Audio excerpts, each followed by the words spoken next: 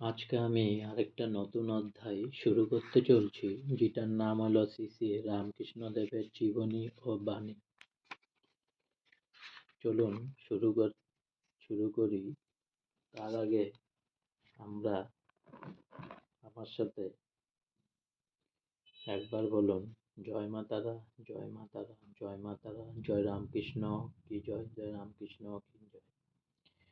শ্রী শ্রী রামকৃষ্ণদেবের জীবনী, অবতার আবির্ভাব। হুগলি জেলার কামারপুকুর গ্রাম, এর নামটি জানে না বোধ হয় আজ পৃথিবীতে এমন কোনো দেশ আর নেই। প্রায় ২৫০ বছর আগে কামারপুকুরের পশ্চিমে এক ক্রোশ দূরে আছে একটি গ্রাম, তার নাম তার দেরে। দেরে গ্রামে বাস করতেন ধর্মনিষ্ঠ এক ব্রাহ্মণ পরিবার। তারা কুলীন, সদাচারী ও শ্রীরামচন্দ্রের উপাসনা করতেন।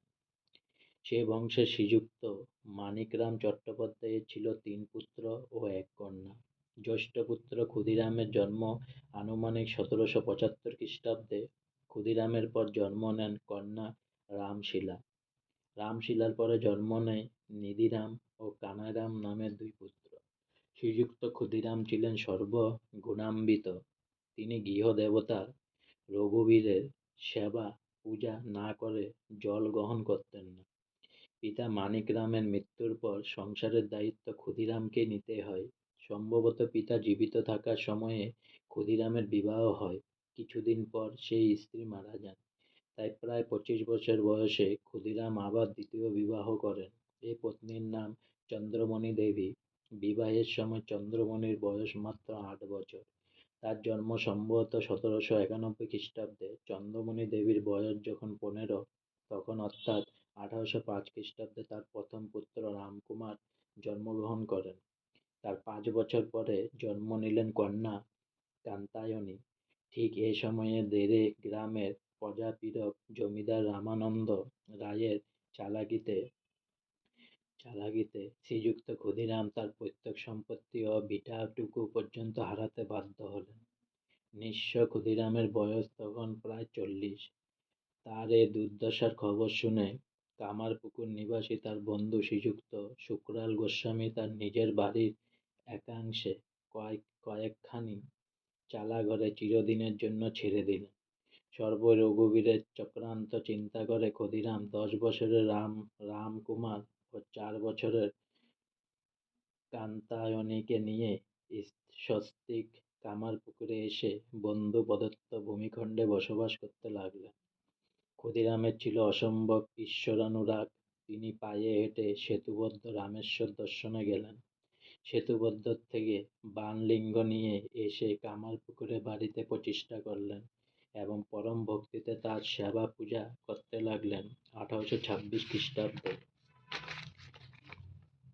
ক্ষুদিরামের তৃতীয় সন্তানের জন্ম হলো। নাম রাখা হলো রামেশ্বর। এ ঘটনার প্রায় ৮ বছর পর ক্ষুদিরাম গেলেন তীর্থ করতে গয়াধামে। পরম ভক্তিমান ক্ষুদিরাম গয়াধামে তিনি এক স্বপ্নাদেশ লাভ করেন।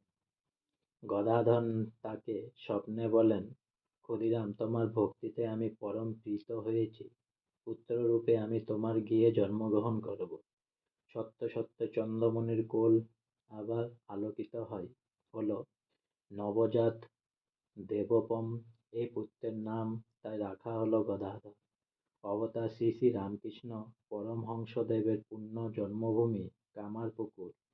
ইংরেজির ১৮ ফেব্রুয়ারি ১৮৩৬ সাল, ১২৪১ বঙ্গাব্দের ফাল্গুনী শুক্লা দ্বিতীয়া আবির্ভাব হলেন এ যুগের মানুষের মুক্তির দিশারি শ্রীরামকৃষ্ণ। পিতা ক্ষুদিরাম চট্টোপাধ্যায় কিন্তু অত্যন্ত দরিদ্র, পরম নিষ্ঠাবান, তেজস্বী। গ্রামের লোকেরা ভীষণ শ্রদ্ধা-ভক্তি করত ক্ষুদিরামকে। শোনা যায় তিনি যতক্ষণ সরোবরে স্নান করতেন, ততক্ষণ অন্য কেউ ওই জলে স্পর্শ করত না। আজকে আমার শ্রীরামকৃষ্ণ জীবনীর প্রথম কিছু লাইন আপনাদের সামনে পড়লাম, এখানেই শেষ করলাম। তাই আমার সাথে আরেকবার বলুন, জয় রামকৃষ্ণ, জয় রামকৃষ্ণ, জয় রামকৃষ্ণ, জয় মা তারা, জয় মা তারা, জয় মা তারা। অনেক অনেক সাবস্ক্রাইব করুন, অনেক অনেক সাবস্ক্রাইব করুন, অনেক অনেক সাবস্ক্রাইব করুন, অনেক অনেক সাবস্ক্রাইব করুন, অনেক অনেক সাবস্ক্রাইব করুন আমার চ্যানেলটি, অনেক অনেক লাইক করুন আমার চ্যানেলটি। জয় রামকৃষ্ণ, জয় মা তারা।